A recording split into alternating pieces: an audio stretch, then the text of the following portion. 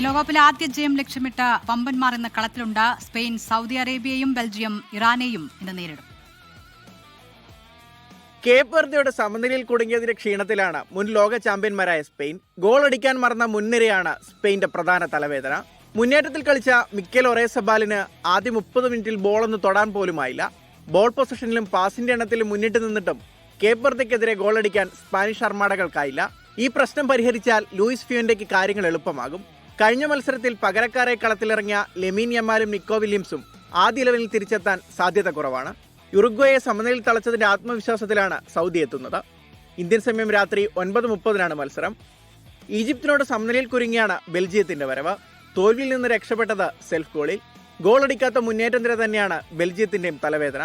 ഗ്രൂപ്പിൽ നിന്ന് അടുത്ത റൗണ്ടിലേക്ക് മുന്നേറണമെങ്കിൽ ബെൽജിയത്തിൽ നിന്ന് ജയിച്ചേ തീരൂ.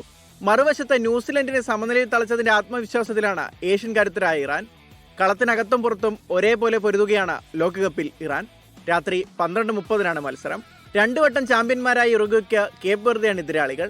ദുർബലമായ മുന്നേറ്റ നിരയുമായി വോസിഞ്ഞയെയും സംഘത്തെയും എങ്ങനെ മറികടക്കുമെന്നതാണ് ചോദ്യം.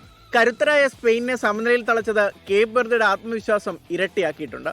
സ്പെയിനെതിരെ പുറത്തെടുത്ത പ്രതിരോധ പൂട്ട് തന്നെയാകും ഉറുഗ്വയ്ക്കെതിരെയും പുറത്തെടുക്കുക. World cup desk 24.